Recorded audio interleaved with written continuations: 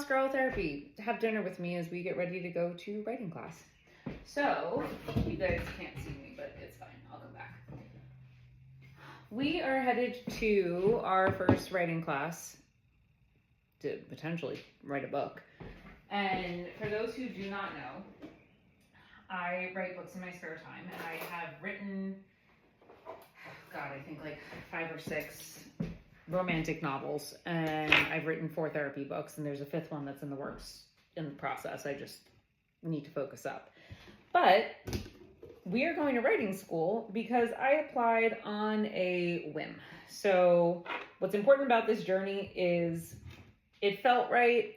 I can't necessarily say that I really took a lot of time to process it. I just kind of went with my gut, and it has paid off.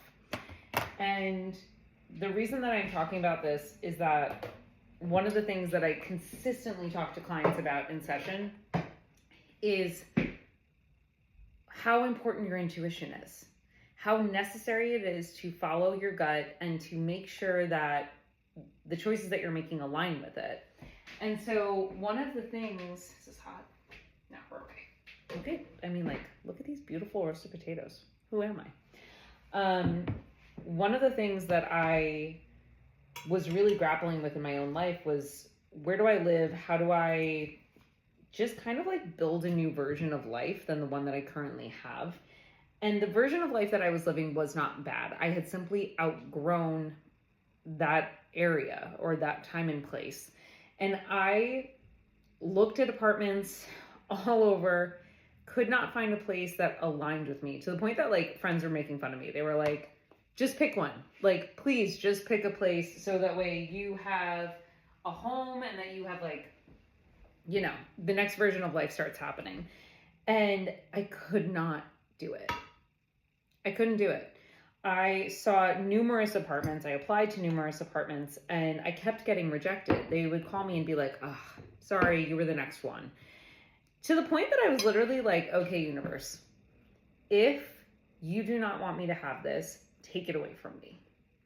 If you do not want me to have this opportunity, take it away. And I promise you that, like, this is the stuff that I say in session. I have said it to countless clients. If you don't know where to go, ask the universe to remove what is not meant for you and then see what shows up. And it was really hard for me to trust that. It was so difficult for me to stand there and be like, put your money where your mouth is. Lean into all of the things that you already know to be true, things that you've already done in previous iterations of life. I just didn't want to do them now because I was so stuck in this space of being like, no, I have to make New York work. I have to make this space work. My people are here. I have to be here. Even though on a core level, my soul did not agree with that. And I had no idea where I was going, and I had no idea what was going to happen next. The only thing that I knew is that when I decided, hey, what if we consider moving to London? The only thing that I Googled was writing programs. That was it. The one that I applied to and got into was the first one that I looked at. And I thought to myself, okay, there's a program that starts in May. There's a program that starts in September. And I was like, all right, cool. We'll do New York. We'll stay in the city for the summer. And every ounce of me was like, no, we're not doing this. No, it's time to go. Get into gear, apply to the May program. And I'm so grateful that I did. And thank God I don't love like full body reactions, but in my case, when something is a no for me, I get like a full body no. I either get nauseous or I just get like that really yucky feeling. And I'm so grateful for that feeling because it literally is what dragged my awareness back to the present to be like, pay attention to what your soul is telling you. Your soul is saying, do not wait until September. Strike while the iron is hot. Let's go. And after that, it was just a matter of trusting the process. And I can tell you, I did not trust it. Like at all. There was no trusting. I continued to apply for apartments. I continued to drive myself bonkers by looking at places and wondering what life would be like at different neighborhoods in New York. And I continued to try to push for something that I knew that was not aligned. And I did not yield. And this is something that you can learn from me. Like, definitely do not do as I did in this scenario. I should have yielded. I should have just yielded to the trust in the universe and the trust in myself to say, like, we're good. If it shows up, great. If it doesn't, also fine. I didn't do that. I put myself through like 3 weeks of complete stress and chaos. And I basically was just like, it's never going to work out. I need to find a plan B. What I would have told clients is, you can create a plan B if that makes you feel safer and better, but you don't actually need it. You don't need a plan B, because if you lean into the trust of yourself and the trust of your soul, a relationship that I am continuously growing, I am not perfect at this, but if you lean into that, it can work out, and it can work out in your favor. And after that, every single thing falls into place. But the real execution of this change was like, okay, I did this big thing. I applied. Now I'm waiting for the universe to show up, and I'm super impatient. And so now I'm going to throw a wrench into it by creating scenarios that might actually take me out of alignment. Like, I remember applying for an apartment the day before I was supposed to hear back from this program. And I was like, this is good. Like, I'm going to apply for this. And then if I find out, I'll find out in time, and I can delay the acceptance of the apartment, because then I'm going to find out about this like, no. None of that feels calm, cool, and collected. All of that just feels insane. And it was wild to me thinking back on this today, because as I said, like, I'm literally having dinner and then I'm going to class.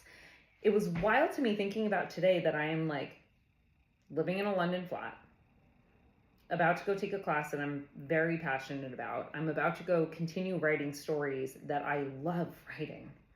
I am about to go feed a part of my soul that desperately wants attention and desperately wants to be fed. And the universe backed me up 100%. The universe dropped an apartment in my lap. It dropped the timing in my lap. It dropped this program in my lap. Every single aspect of this fell together easily and effortlessly, and I didn't have to worry or stress about it. Every single thing came together, and I do not even know if I've expressed enough gratitude to the powers that be for making this happen. Like, right now, it is 5:30. It is not sunny in this kitchen, but look at how sunny that is.